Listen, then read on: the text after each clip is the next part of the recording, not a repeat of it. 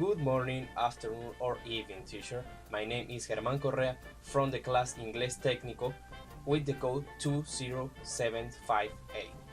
And today I'm going to talk you about adverbs of frequency. First of all, what are the adverbs of frequency? Okay, the adverbs of frequency are those who indicate how often an action of a verb develops. Knowing that, the next question is, which are the adverbs of frequency? There are 6. Always, usually, often, sometimes, hardly ever, and ever. Well, now that we know what and which are the adverbs of frequency, we can make sentences with them. Let's see. In case that we want to make an affirmative sentences, we use this formula: subject plus frequency adverb plus verb plus complement. And don't forget about the period at the end.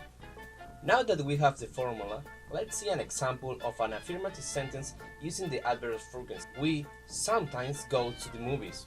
For negative sentences, the formula is subject plus don't slash doesn't plus adverb of frequency, the verb, and the complement. Example: he don't usually act in movies. Now, what happens with hardly ever and never?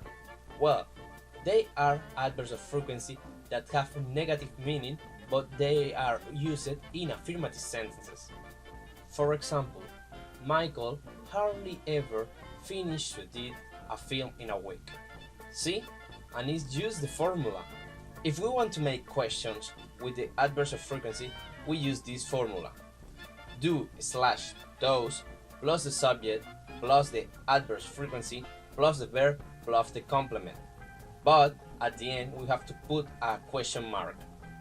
For example, do you always write your scripts? But what happens if we want to use the famous verb to be? Well, in that case, the formula changes a little. For example, for affirmative sentences, we use the subject plus verb to be plus adverb of frequency plus the verb. Example: David Lynch is usually serious. In negative sentence, the formula changes to subject plus verb to be plus not plus the adverb of frequency and the verb. For example, you are often at the film set. Well, now we are going to see what happens with the question sentence. The formula changes to verb to be plus the subject plus the adverb of frequency and the complement. And don't forget about the question mark. For example, why is Sergey always late? And that's all I can say about the adverbs of frequency. Thanks for watching, Mr. Fuentes. See you next class. Back in the 90s, I was in a very famous TV show. I'm Jack the Horseman, Jack the Horseman, don't act like you don't know.